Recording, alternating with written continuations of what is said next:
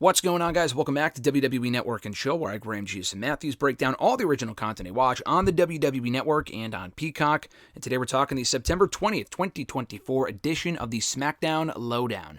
Megan Morant, Scott Stanford in the studio, opening up the episode, hyping up the Roman Reigns, Cody Rhodes against Bloodline Tag Team matchup for Bad Blood in 2 weeks.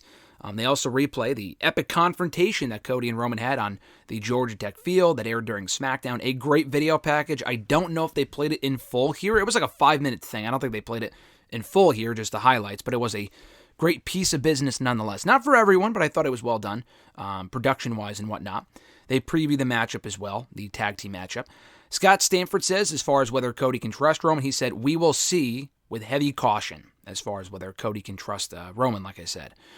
They replay the LA Knight versus Andrade United States Championship match. Very good stuff from those two, as they talked about my SmackDown audio review from yesterday. If you haven't already, check that out.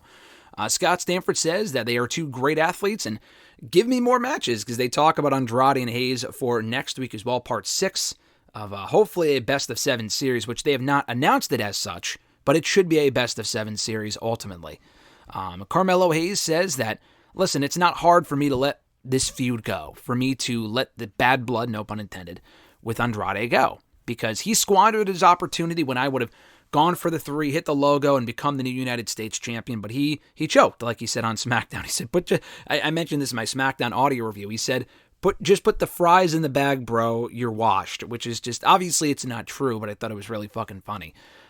He also says here that he moves strategically and logically, whereas Andrade moves with emotion. He's very emotional, and that's why he fell short on Friday.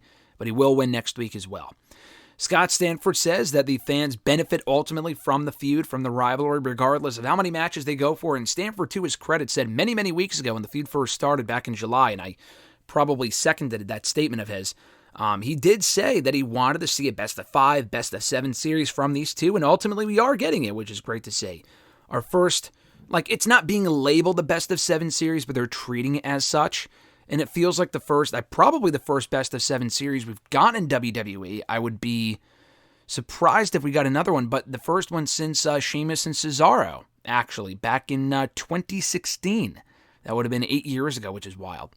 So, anyway, they hype up Meechin and Chelsea Green in 2 weeks in a dumpster match in Nashville. We hear from Meechin backstage.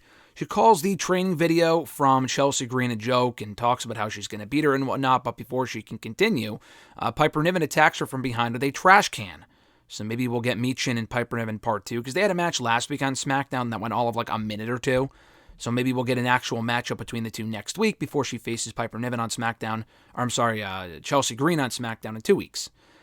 Scott Stanford recalls the first ever dumpster match, I believe, in WWE history back at WrestleMania 14 with Mankind, or rather Cactus Jack, same guy, Mick Foley, obviously, and Chainsaw Charlie, that being Terry Funk, against the New Age Outlaws, and how this might compare to that. We don't get too many dumpster matches in WWE. I know we had one back in 2017, blinking you missed it, between Braun Strowman and Kalisto on Raw, but I feel like we probably got another one on WWE TV since then. I just don't remember.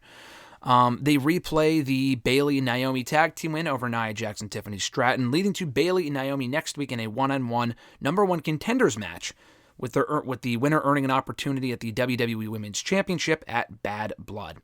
They replay Apollo Crews again beating Giovanni Vinci in just another embarrassing outing from Vinci. And the match wasn't bad, but it was a minute, and he again lost decisively.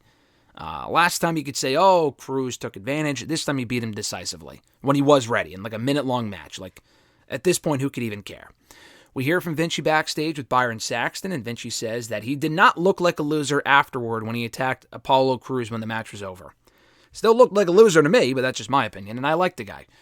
But he says that he won the war. Apollo may have won the battles and the match and whatnot, but he won the war. Okay.